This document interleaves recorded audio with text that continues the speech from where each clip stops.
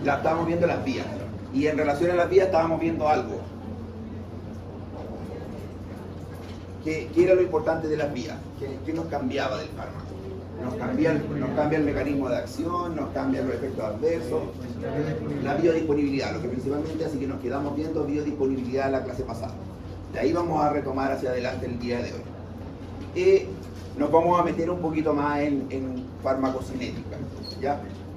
¿Qué es lo otro importante? ¿Se acuerdan qué es farmacocinética? Lo que nosotros le hacemos al fármaco. Y no sé si alcanzamos, eso van a tener que recordármelo ustedes. ¿Alcanzamos a ver cuáles son las cosas que nosotros le hacemos al fármaco? ¿No? Imagínense ustedes, tenemos una persona que se toma una pastilla vía oral. Vamos haciendo, se toma una pastilla esta persona. ¿Qué es lo primero que le tiene que pasar a esa pastilla? Tiene que absorberse, ¿ya? A través de la vía digestiva. Entonces, el primer paso es la absorción. Luego de que se absorbe, ¿qué tiene que hacer? Distribuirse. Ustedes ya estuvieron estudiando, ¿no? Hicieron trampa los muchachos. Ya, muy bien, distribución. Y después de que se distribuye, metabolizar.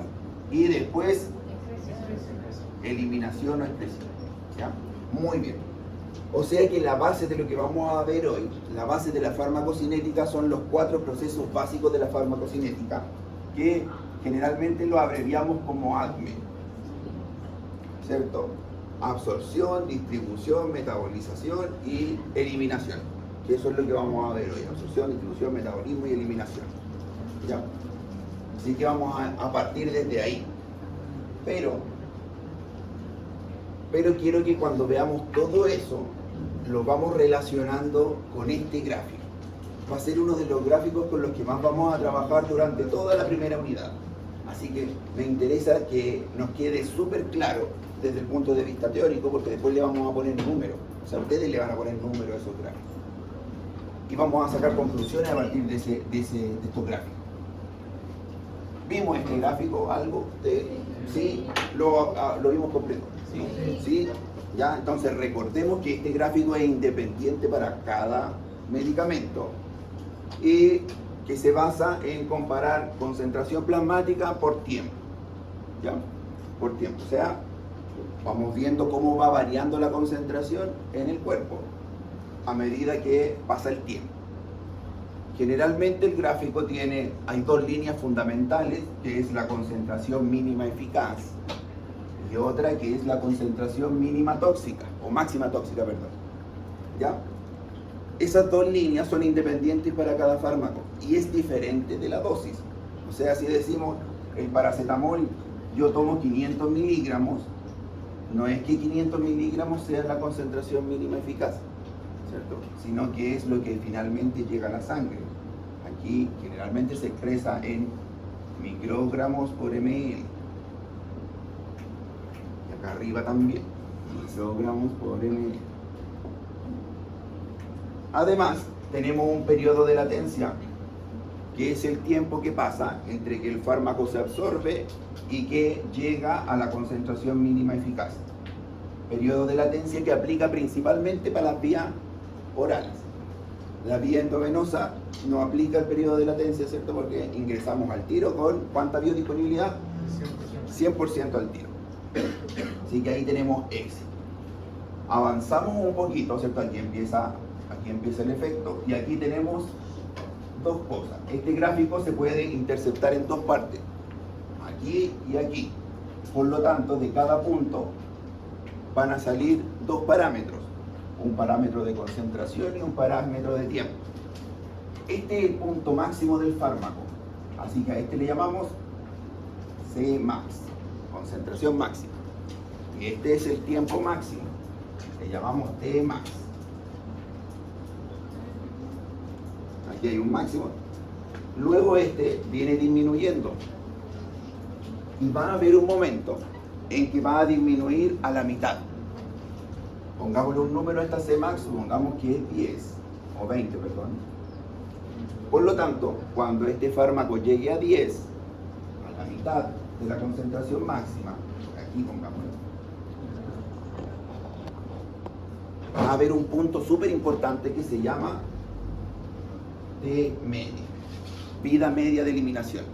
Súper importante porque de ahí se hacen varios cálculos y la mayoría de los fármacos, cuando ustedes busquen en internet los diferentes parámetros, a veces cuesta encontrar cuál es la concentración mínima eficaz, cuesta encontrar la mayoría, pero hay uno que no les va a costar y que de hecho se los van a entregar sin que ustedes se lo pidan, que es la vida media. Lo utilizamos para comparar fármacos, para ajustar fármacos, así que ese parámetro es fundamental, el parámetro de la vida media. ¿Ya? Viene asociado a una C media también, pero que la ocupamos poco.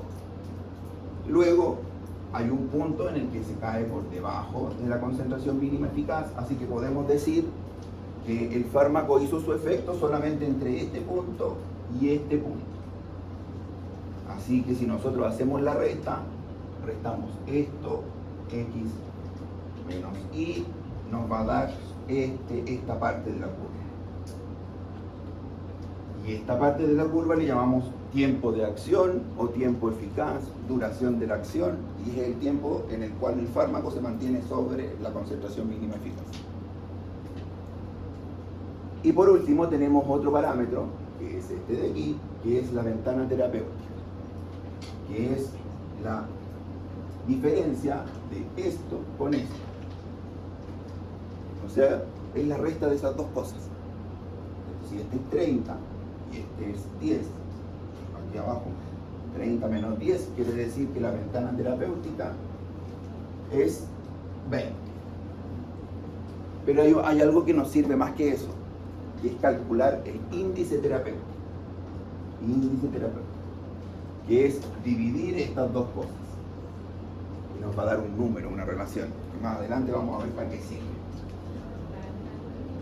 ¿Cuál era la gracia de la ventana terapéutica? Es que nosotros esperamos que la ventana terapéutica sea lo más amplia posible para que un fármaco sea seguro. Si ese número nos da muy chiquitito, o sea, nos da un número muy cercano a 1, donde este es muy parecido a este, quiere decir que es de ventana terapéutica estrecha. Y si es de ventana terapéutica estrecha, tenemos el peligro de que casi a la misma dosis terapéutica el fármaco es tóxico. Así que, ¿qué es lo que hacemos generalmente con esos fármacos? Que creo que también lo dijimos. Exámenes. Como regla general, los fármacos con ventana terapéutica estrecha se monitorean con exámenes. Ejemplo, el litio. Y hasta ahí más o menos quedamos. ¿Ya?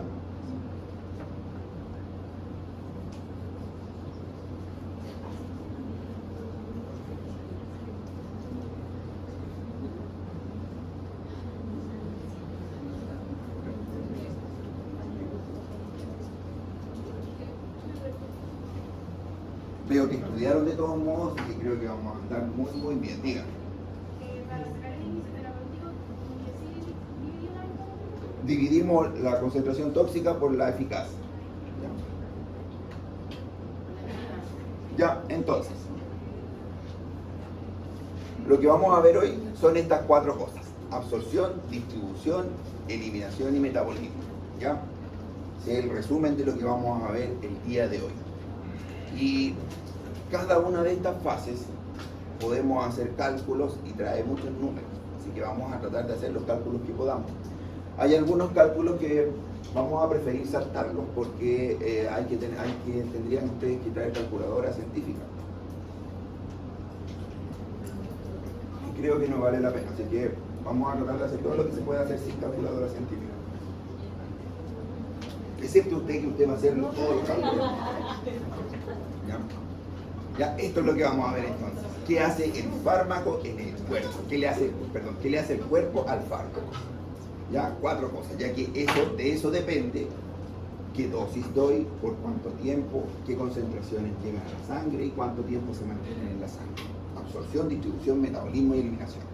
Partamos viendo la primera, absorción.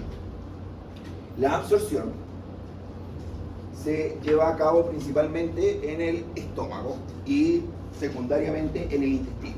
¿Ya? O sea, hay 2 lugares donde puede ocurrir absorción. ¿De qué va a depender de si un fármaco se absorbe en el estómago o no? Principalmente del pH del fármaco. O sea, si el fármaco es ácido o básico. Y dependiendo de eso, en estos dos lugares, el fármaco se puede absorber de diferentes formas. Puede hacer una difusión pasiva. ¿Y por qué yo les estaba comentando lo del pH? Porque si ustedes se dan cuenta, aquí aparece una palabrita que dice no ionizado. O sea que para que los fármacos puedan elegir una u otro mecanismo de acción, va a depender del pH y de la ionización del fármaco, además de la naturaleza del fármaco. Si el fármaco es liposoluble, si el fármaco es una proteína, ¿ya? Dicho, ahí podemos agregar algo de que si el fármaco es una proteína, de partida ya no lo vamos a poder administrar vía oral, ¿cierto? Porque sabemos que una proteína, para que tenga acción, tiene que tener estructura. Y si nosotros tomamos una proteína, no va a llegar la proteína a la sangre, van a llegar los aminoácidos. Y los aminoácidos no saben de dónde vienen. Si uno toma insulina, a la sangre no llega insulina. Van a llegar los aminoácidos y los aminoácidos no tienen idea que venían de la insulina, así que no van a hacer la función de la insulina. Por eso hay fármacos que se administran vía subcutánea, vía endovenosa. Tenemos que saltarnos esta vía, en la vía oral, ¿ya? A pesar de que ahora podríamos hacer un tema de exposición de algunos de ustedes, que salieron algunos métodos para poder absorber fármacos con origen proteíno. Y hay uno en específico que es un fármaco como que la está pegando harto, que son los análogos de GLP-1, que es un fármaco que sirve para los pacientes diabéticos. Y que es una proteína, ahí está el semaglutide, que de alguna manera la empresa logró hacer que se pueda tomar. No sé cómo lo logró, así que creo que sería interesante que lo viéramos entre todos, ¿ya? Entonces un fármaco puede hacer difusión pasiva, va a depender de si es liposoluble o no, de si es una forma ionizada o no. Va a poder hacer también transporte activo, o sea que va a haber energía involucrada y además van a haber proteína involucrada. Puede filtrar, ¿ya? Esto generalmente es para las moléculas más chiquititas e hidrosolubles. Si ustedes se dan cuenta, difusión pasiva tiene que ser una molécula liposoluble y para poder filtrar tiene que ser una molécula hidrosoluble, ¿ya? Y muy pequeña. Y pinocitosis por último. La mayoría de los fármacos se encuentran en estos dos. O hacen difusión pasiva o hacen transporte activo, ¿ya? La mayoría de los fármacos. Y para eso es importante, me voy a saltar un poquito, o no, voy a comentarle al tiro esto. Esta va a ser la primera barrera de entrada para saber cuántos fármacos llega a la sangre. Porque del 100% del fármaco va a haber muchos fármacos que no va a alcanzar a hacer este mecanismo de absorción. ¿Por qué se le ocurre que un fármaco no podría hacer completamente este mecanismo? ¿Ah? Por una lesión, bien. Por una lesión en el estómago podríamos disminuir la biodisponibilidad. Porque si tiene un transporte activo, necesita receptores y los receptores son saturables. La difusión pasiva no es saturable. Yo puedo tener 1000 o 1.000.000 del fármaco y todo va a pasar mientras haya superficie. Pero el transporte activo, yo tengo un número específico, definido de transportadores. Y esos transportadores se saturan y yo ya no puedo transportar más. Es algo como lo que pasa en la orina. En la orina no es normal que aparezca glucosa, ¿cierto?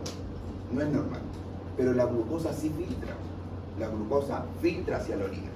Pero hay un montón de transportadores que se llama SGLT2, que agarran la glucosa y la vuelven a meter a la orina. Pero eso hasta más o menos 180, 200.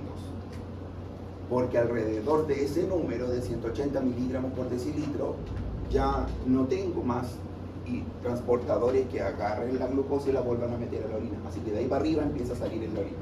Así que cuando en un paciente yo veo glucosa, una de las cosas que yo puedo más o menos prever es que ese paciente tiene una glicemia al menos sobre 180.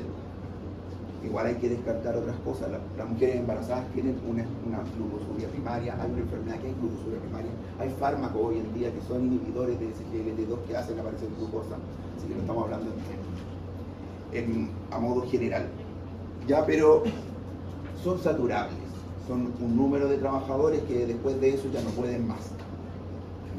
Entonces, la biodisponibilidad, o sea, cuánto fármaco llega a la sangre, una de las limitaciones que tiene es cuánto y por dónde se absorbe. ¿Ya? ¿Cómo calculamos la biodisponibilidad? Generalmente, la biodisponibilidad es un número que puede ir entre 0 y 1. O sea, puede ser 0,4, 0,5, 0,6, pero generalmente no se usa. Se usa más en porcentaje, de 0 a 100. ¿Ya? Así que lo calculamos de 0 a 100. Y lo que sabemos es que si un fármaco lo administra endovenoso, su biodisponibilidad es 100.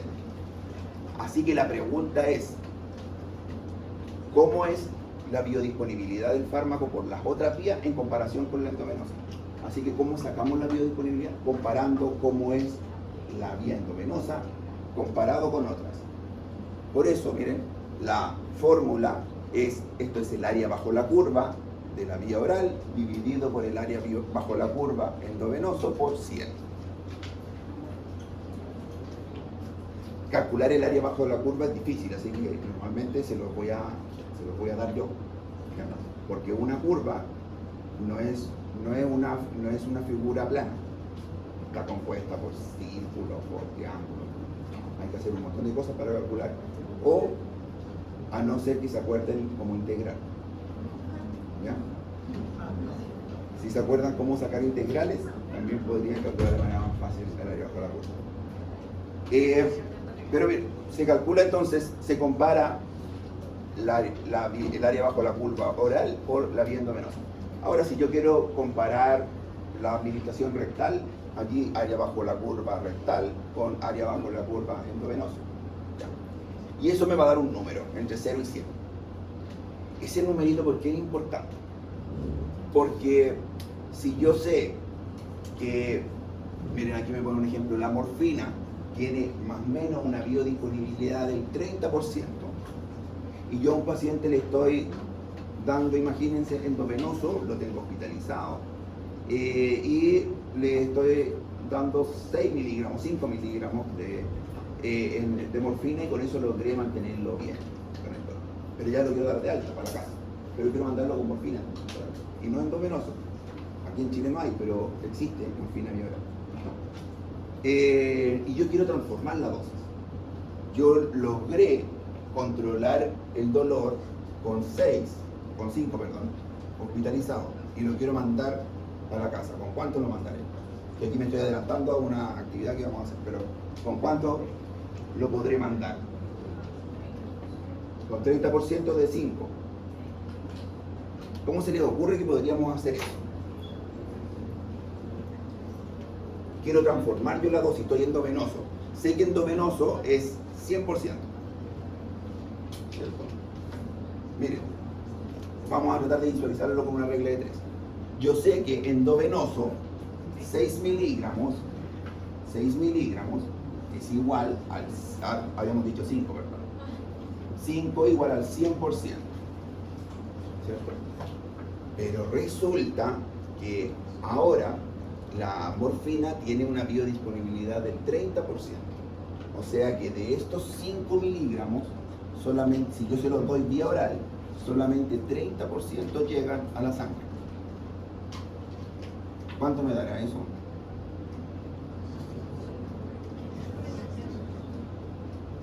¿Ya? ¿Cuánto me dará? 3 por 5, 15. Dividido en 10. ¿Ya? Me da 1,5. O sea que solamente 1,5 miligramos llegan a la sangre. Pero yo ya sé que 1,5 miligramos no funciona, porque yo hospitalizado le di 5 para lograr controlar el dolor. Así que, ¿cuál es mi objetivo? Llegar a 5, pero vía oral. ¿Cómo lo hago?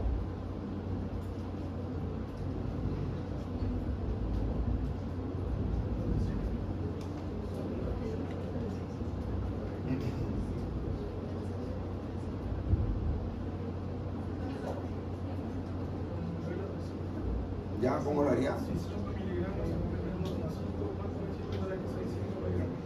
A ver, mire, el compañero acá tiene una idea. Dice que 5 miligramos se transforman en 1,5, pero yo quiero llegar a 5. Así que, ¿cuánto tiene que transformarse eso? ¿Cuánto les da?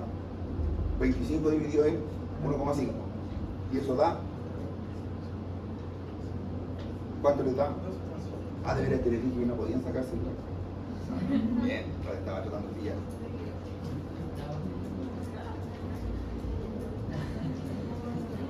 $16,6. O sea que, para que sea equivalente, yo tendría que ahora decirle, váyase para la casa, pero ahora no se va a tomar 5 miligramos, se va a tomar 16,6. Y me va a decir que una dosis gigante, es mucho, pero si yo acá estaba con 5. Pero nosotros sabemos que la biodisponibilidad, ¿cierto?, de esos 16,6 no van a llegar los 16,6 a la sangre, van a llegar 5, igual que hospitalizado. ¿Lo captan? Bien. Dígame.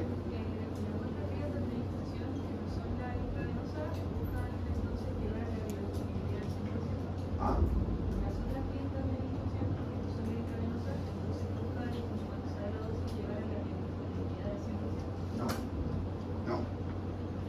Solamente en este logramos lo que todas las dosis tienen que hacer, ya sea endovenosa, rectal, sublingual, vía oral, es llegar al menos a la concentración mínima eficaz. A la concentración mínima eficaz. El problema del por qué ponen la morfina, porque la morfina tiene un problema, y es que el dolor no es igual para todos nosotros, es una experiencia diferente para cada uno. Por lo tanto, la morfina se titula según el dolor, porque lo que yo quiero lograr, ¿cierto?, es que se le quite el dolor. Así que, ¿cuál es la concentración mínima eficaz de la morfina? Más o menos conocemos igual unos valores, de todo modo uno parte con unos valores. Pero la dosis final que yo quiero darle es por la dosis que logro su eficacia, ¿cierto?, la máxima eficacia. Y hay, con la morfina, dosis máxima tiene... ¿Sería la dosis máxima para una morfina? Teóricamente, la morfina no tiene techo analgésico, puede quitar el dolor infinitamente. Lo que nos pone el techo son los efectos adversos, porque va a ocurrir paro cardíaco antes de que le quitemos el dolor. Paro respiratorio en realidad. ¿Ya? Así que, en este caso se hace de esta manera. Pero los fármacos, para poder establecer qué dosis damos, en base a la concentración mínima eficaz. Las empresas ya saben cuáles son las concentraciones mínimas a las que tienen que llegar en la sangre. Así que dicen, ya, yo voy a hacer un ibuprofeno de 400 porque con eso logro llegar a tal punto. Yo voy a hacer un paracetamol de tanto porque con eso voy a llegar al menos a tanto. Voy a hacer una rectal de tanto porque con eso llego a tanto. ¿Ya? En base a eso se establece. Pero no siempre lo hacemos así, o sea, no necesariamente después tenemos que hacer estas transformaciones. Esto es para un ejemplo. ¿Ya? Y aquí, miren, tenemos los distintos tipos de biodisponibilidades: mayor al 90, 60-90, 30-60, menor a 30. ¿Ya? Menor a 30. Y aquí tenemos, aquí al lado, hay un ejemplo de cómo calcular una biodisponibilidad de un fármaco. ¿Ya? Como yo les dije, calcular el área bajo la curva es difícil. Por lo tanto, cuando les haga hacer este tipo de ejercicios, yo les voy a poner cuál es el área bajo la curva. Ahí está el área bajo la curva, área bajo la curva. Entonces, aquí tenemos que el área bajo la curva endovenosa es 500 y aquí el área bajo la curva es 600. ¿Ya? Pero hay que hacer un pequeño arreglo aquí. ¿Por qué? Porque, por lo que estábamos hablando recién, el área bajo la curva de 500 y de 600, vía oral y vía endovenosa, vienen de diferentes dosis, ¿cierto? Porque lo mismo que estábamos hablando con la morfina, yo si quiero comparar biodisponibilidad, no puedo comparar biodisponibilidad directamente vía oral y vía endovenosa, porque vía oral estoy dando 16 miligramos y vía endovenosa estoy dando 4.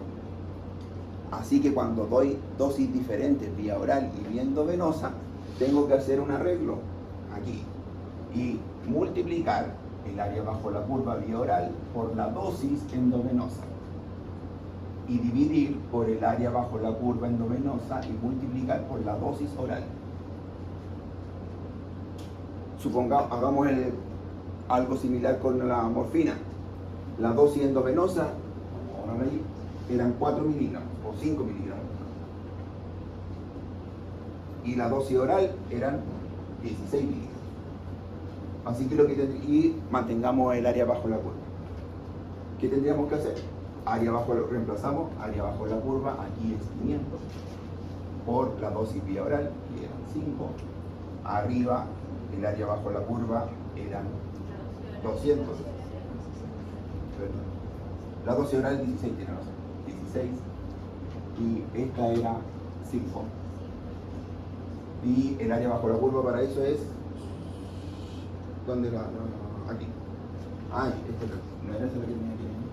Eran 600. Ahí está. Y resuelvo eso. Resolviendo eso, me da la biodisponibilidad de ese fármaco. ¿Siempre hay que multiplicarlo por la dosis? Porque a la izquierda del PPT no estaba multiplicado por la dosis, solo es el área de la curva. Esta es la fórmula abreviada si es que las dosis son iguales. Pero si las dosis son diferentes, entonces tengo que hacerle este ajuste. Si las dosis son iguales no hay problema porque se anulan arriba y abajo. O sea, si yo pruebo 5 miligramos endovenoso con 5 miligramos vía oral, no tengo para qué hacer ajuste porque si yo lo intentara, ambos se anularían. Así que el de aquí es la fórmula si las dosis están igualadas. Si las dosis son diferentes, tengo que hacer el ajuste.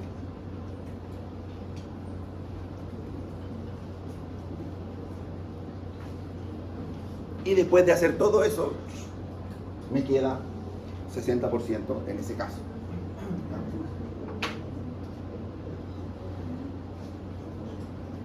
Miren, ahí hay algunas equivalencias. ¿Ya? Generalmente la morfina se dice entre 25 y 30, así que lo van a ver de las dos formas. ¿Ya?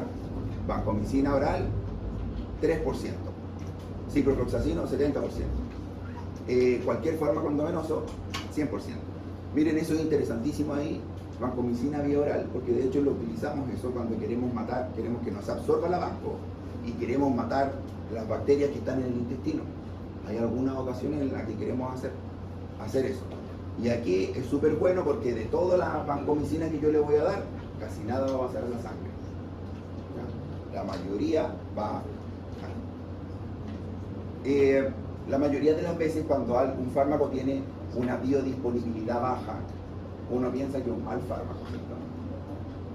Pero se le ocurre alguna situación en la que uno querría que la biodisponibilidad fuera súper baja, además de eso de que quiero matar la flora del intestino.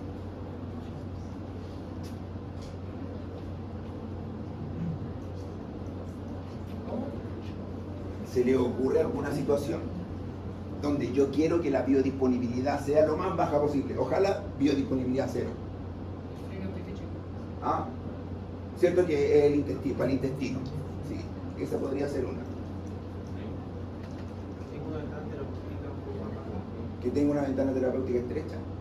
Ya. No necesariamente. No necesariamente. ¿Ah? ¿Las quimioterapias? No. Cuando hay Enfermedad, no. Cuando la excreción puede llegar a ser dañina. Las embarazadas. Las embarazadas es un buen ejemplo en el cual yo quiero que, si yo quiero tratar algo que está en el tubo digestivo, por ejemplo, el fármaco se absorba lo menos posible. Y si se absorbe, yo quiero que se distribuya lo menos posible. Ya, que ese es el segundo concepto que vamos a ver. Ahora, ¿qué modifica finalmente la biodisponibilidad de un fármaco vía oral? Uno es el pH, que ya lo habíamos hablado, el pH gastrointestinal. Y eso nos lleva a sacar una conclusión al tiro, que dijimos que el estómago, ¿cómo es? Ácido. Así que por lógica, ¿quiénes creen ustedes que se absorben mejor en el estómago? Los fármacos ácidos. No cualquier ácido, los ácidos débiles. ¿Ya? Y el intestino, ¿cómo es? ¿Ácido o básico?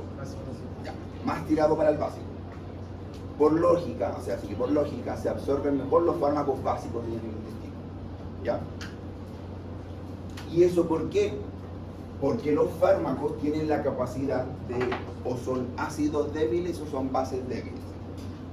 Si son, le vamos a llamar ácido débil a todo fármaco que sea capaz de liberar un protón cuando el pH del ambiente supera su pKa. ¿Se acuerdan de dónde viene el pKa?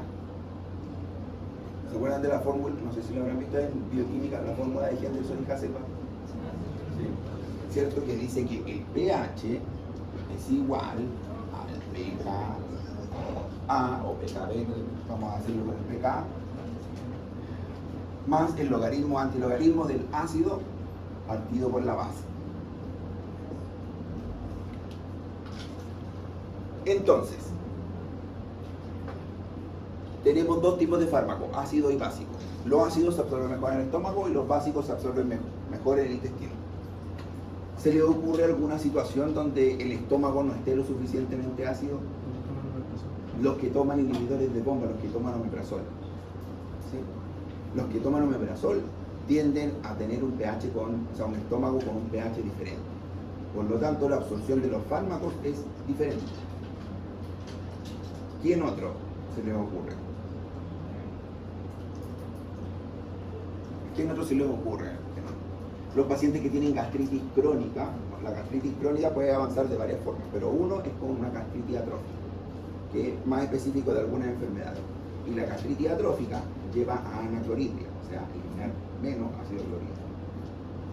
Algunas enfermedades inmunes también hacen que baje el ácido clorhídrico. La microbiota, eso afecta a algunas cosas, pero no a todo. ¿Ya? Los pacientes que son sometidos, y eso lo vamos a empezar a ver ahora, ustedes como médicos, ahora van a empezar a ver estos problemas, que son los pacientes que se están haciendo cirugía bariátrica. ¿Por qué? Porque sacamos un pedazo, dependiendo de la cirugía, si puede ser un bypass u otro tipo, si sacamos un pedazo de estómago, tenemos menos área, ¿sí?, de donde absorber. Hacemos una gastrectomía parcial o peor aún una gastrectomía total. Y los fármacos, ¿cómo hacemos para que absorber los fármacos que dependían de pH? ¿Ya? Tenemos otro problema, el hígado. El hígado se encarga, o lo que quiere, es eliminar todo lo que no sea propio. A eso lo llamamos xenobiótico. Todo lo que sea de afuera, el hígado, su única función es eliminar. Y los fármacos son xenobióticos, vienen de afuera, son ajenos a nosotros. Así que el fármaco lo que quiere es eliminar todo. Así que si por X motivo un fármaco logra llegar a la sangre, el hígado va a eliminar lo máximo posible en el primer paso. Obviamente no logra eliminar todo, tiene que hacer un segundo paso, un tercer paso. Así que lo que queremos cuando administramos un fármaco es que primero llegue a todos lados y después pase por el hígado. Normalmente queremos saltarnos el hígado antes de que el fármaco llegue al hígado. A eso le llamamos efecto de primer paso hepático, que ese es otro problema de biodisponibilidad. Pero ese problema no es siempre, a veces el hígado nos ayuda. Lo vamos a ver más adelante. Algunos fármacos necesitan del hígado, pero como regla general, la mayoría de los fármacos bajan su biodisponibilidad con el hígado. La interacción con alimentos o con otros fármacos también bajan biodisponibilidad. Ahí, el otro día creo que lo hablaba con un compañero, ahí nos topamos con un problema gigante cuando administramos fármacos. Porque la mayoría de los pacientes, cuando ustedes vayan avanzando, se van a dar cuenta que toman 5, 6, 7 fármacos para diferentes cosas. Y lo ideal, en un mundo ideal, sería que todos los fármacos se tomaran solos, la mayoría solo con agua y solitos, sin otro fármaco aparte. El problema de eso es que el paciente terminaría a las 4 de la tarde, terminan tomándose los pacientes los fármacos de la mañana para comenzar con los de la tarde. imagínense, yo le ponía un ejemplo, un paciente hipertenso con hipotiroidismo y que toma omeprazol. La levotiroxina hay que tomarla en ayuno. Y la levotiroxina interacciona gigante con omeprazol. Así que la levotiroxina el paciente se la tiene que colocar sola, sin ningún otro fármaco y sin comida. Y esperar más o menos 45 minutos, una hora antes del siguiente fármaco. Y este paciente entonces se va a tener que tomar la levotiroxina, esperar una hora y luego viene el omeprazol. Si se toma el omeprazol, para poder activar el omeprazol hay que comer después de 20-30 minutos. Así que va a tener que ponerse omeprazol, o tomar omeprazol, perdón, esperar 20-30 minutos y comer. Y ni hablar si el paciente es diabético, porque a qué hora le ponemos la insulina. Porque la insulina no se la podemos poner al inicio de la mañana, porque va a estar en ayuna al menos por 2 horas más. Y así que vamos a tener que tirarla bien cerquita de acá, ¿cierto? Del horario en que comenzó a comer, o lo más cerca posible. Dependiendo del tipo de insulina que use también. Y de ahí después vienen los de la hipertensión. Y de ahí ya vamos sumando horas. Así que lo que le hace la mayoría de los pacientes es uno detrás de otro, ¿cierto? Pero eso nos va a generar interacciones. Así que esos 4, y por último la solubilidad y la formulación. ¿Ya? Que creo que también lo nombré aquí, que eso es por qué algunos fármacos vienen, ¿qué diferencia tiene un ibuprofeno normal con un ibuprofeno en cápsula blanda? Que el ibuprofeno en cápsula blanda, ¿cierto? Dentro viene un líquido que ya viene disuelto, por lo tanto su absorción es más rápida. Hay fármacos que vienen además modificados. Ustedes van a ver estas siglas generalmente: LP, XR, ¿ya? Que quiere decir como liberación prolongada. Hay fármacos que lo que queremos es que duren más en sangre, que no lleguen al estómago y se absorban de una, sino que vayan de a poquitito liberándose para que el efecto dure todo el día. Y ahí, por ejemplo, les podría nombrar, el otro día nomás un paciente que tomaba el metilfenidato XR. Metilfenidato es un derivado de anfetamina, ¿cierto? Para los niños con trastorno de déficit atencional. El problema de las anfetaminas es que llegan rápido a la sangre, hacen un pic gigante. La persona que los toma, porque la mayoría son ustedes los que los toman, digo los que quieren estudiar, no que ustedes tengan TDAH, pero la mayoría toma el fármaco, ¿cierto? Se despierta, tiene un hiperfoco y después baja, ¿verdad? ¿No sería más bacano, más bonito que durara todo el día?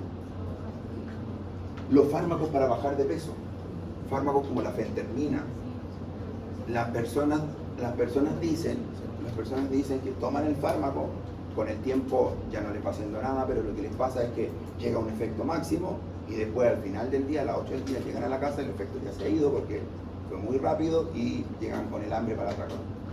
Entonces no sería mejor que el efecto se mantuviera, que no fuera tan alto, pero que al menos fuera constante. Ahora, lo que sí hay que sacrificar, se sacrifica algo, porque cuando yo tengo esto, por ejemplo, y doy un fármaco sin recubrimiento entérico, ¿sí? El fármaco hace esto y baja. Y cuando doy uno de liberación prolongada, el fármaco hace esto y baja. Hace lo mismo, ¿cierto? Hace lo mismo, pero llega hasta un nivel menor. O sea que estamos disminuyendo su eficacia. Estamos disminuyendo su eficacia. ¿Ya? Así que eso es una de las cosas. Y por eso, aquí otro dato como dato free. Los fármacos que tengan estas letritas, o algunas otras que en este momento se me van, nunca se parten, ¿ya? Porque estaríamos perdiendo todo el efecto del recubrimiento. A veces dice retard también. ¿Ya? Retard. Así que si yo veo un fármaco con eso, nunca se parte. Nunca doy la mitad. Siempre entero, porque si no, no tiene sentido que compre eso. ¿Ya? Recuerdo algunos casos donde a los pacientes generalmente les hace pésimo la metformina, que es para la diabetes. Le hace muy mal que la quedan en el consultorio. Así que uno puede comprar algunos, sí, puede comprar algunos. Ya, mire, va a comprar tal, el hipoglucina LP de 1000, pero para que no tome 1000 vamos a partir con 500, así que tómense la mitad. Y eso es lo mismo que darle una del consultorio, porque al partirla por la mitad, le quité la liberación prolongada y ahora le va a hacer tan mal como los 8.50 del consultorio. Así que nunca se parte. Y en general los medicamentos, ninguno se parte a no ser que vengan ranurados.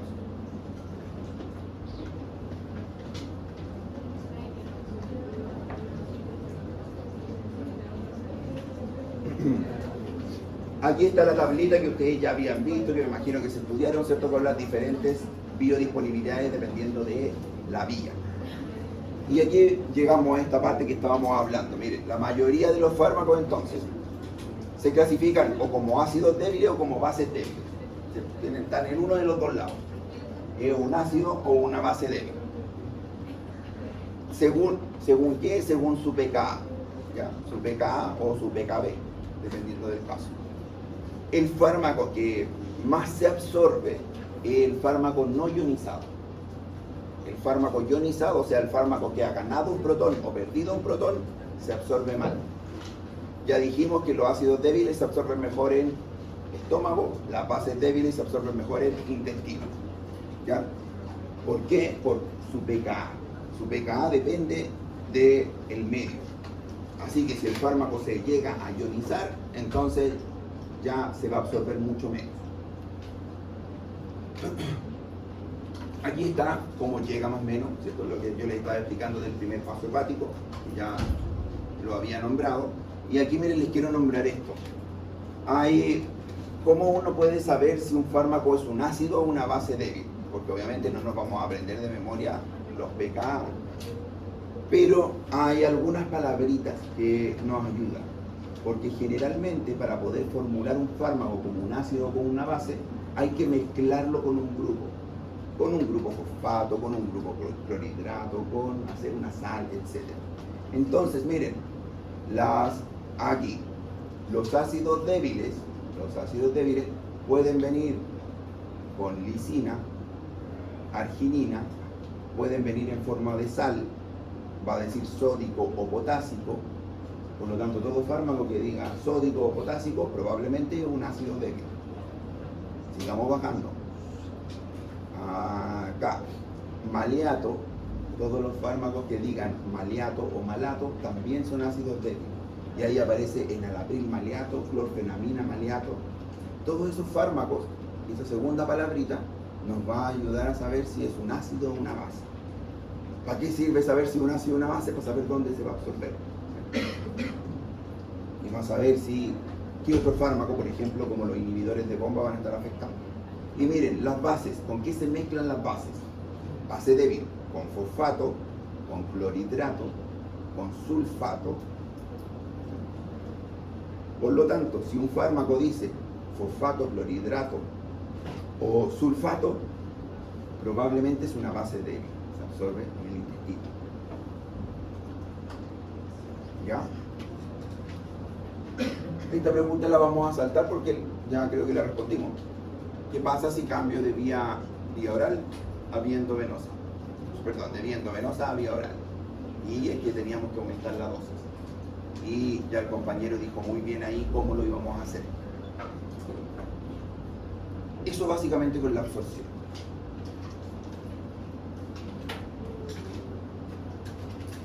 ¿Estamos bien ya como para descansar? Ya, descansemos un ratito entonces. Unos 10 minutos y volvemos.